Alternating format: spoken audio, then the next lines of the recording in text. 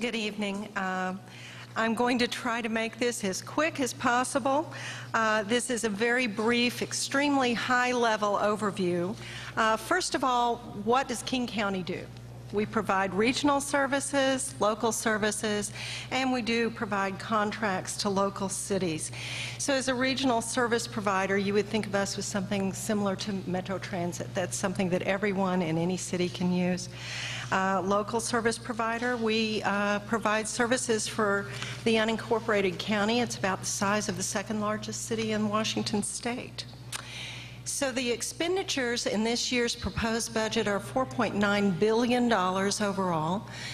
This pie chart gives you a breakout of where those revenues are, or expenditures, I'm sorry. But 90% of the budget has dedicated funds that can't be used for any other purpose. When we go and you pay your property taxes, your money goes to the county for a number and variety of uses. We are kind of the tax collector for everyone in the county, school districts and local jurisdictions. 85% of the money that we collect, though, is returned to those local districts that we act as a treasurer for. The general fund itself is the area where the majority of your property taxes go, and these revenues are typically unrestricted, so the council has a lot more discretion over how those dollars are spent. So the rest of this presentation is just going to look at the general fund. You've been hearing a lot about that. So those regional, local, and contract services that are paid for in the general fund are broken out for you here. I won't go through them, but most of these are mandated services, such as the courts and the jails, that we must provide. We also must conduct elections. We are required to assess your property. So those are a lot of the services that we are required to do. And of course, as a local provider, we provide services to the unincorporated King County. This year's proposed budget has $644 million in the general fund that is proposed. And it's very difficult to see in this slide, but almost 3/4 of that budget does go to those law, safety, and justice needs. On the revenue side, $639 million are provided. When you look at this pie, you'll see that the majority of our tax base comes from property and sales taxes, almost 60%. And in the next slide, we wanted to show you how that differs from a lot of cities. We have the city of Seattle here, and you'll note that their base is spread out much differently, in that they have business and occupation taxes and utility taxes that do remain constant and usually don't fluctuate with the economy.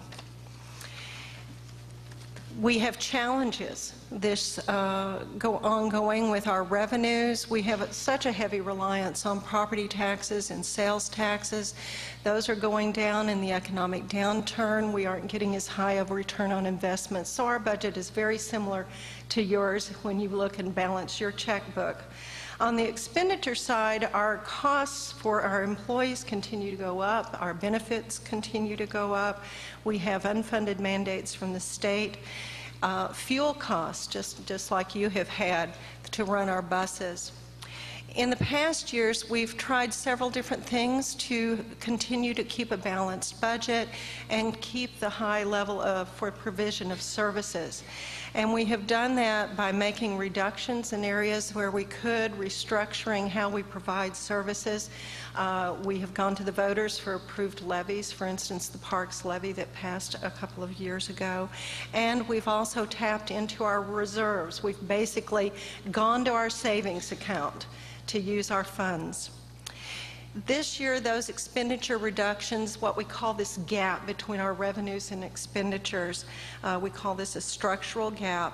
And as you have heard and seen in the newspapers, those expenditures have a gap of $93.4 million as proposed by the executive. In his executive summary, which we've had very little time, as Councilmember Phillips mentioned, to really look at all the ins and outs of this proposed budget. But this lists the efficiencies, program savings that are being proposed according to the executive Our analysis is just beginning. It appears that the budget has a lot of positions in it with no money to fund them. So we're beginning to look at that and how things will change with that budget. The law, safety, justice pieces of the general fund this year are $463 million. There's been a lot of aggressive controls put in place over the last 7 to 8 years for law, safety, justice programs. At one time, it was projected that by 2008, that law, safety, justice would have taken over all of the general fund. So those have been working and continue to work. Would note that there are some revenue proposals proposed in the budget that would help that gap. In Health and Human Services, you'll note that there is about $40 million that is proposed to go from the general fund to support these very vital services. Our overall public health budget, for instance, is $187 million. But there are certain areas that have no dedicated revenues, and so the general fund does help support those very specific and important programs. This gap between revenues and expenditures is not unusual. It's going on statewide. It's a matter of degree, and this is a quote from the Department of Community, Trade, and Economic Development. So we're finding that all counties are showing these same type problems, and a lot of your other local governments as well. And bottom line is the problems will continue. The revenues are locked in at 1% growth each year. With new construction, that amounts to about 2 to 3% per year, and our expenditures are going up at 4 to 5%. And as you know, when you balance your own budget, that usually doesn't match very well. So it will be an ongoing problem. It's one that we'll continue to try to meet those challenges and move forward. So that is the very high level overview. I thank you for listening, and I'm sure, Mr. Chair, you're ready to move forward.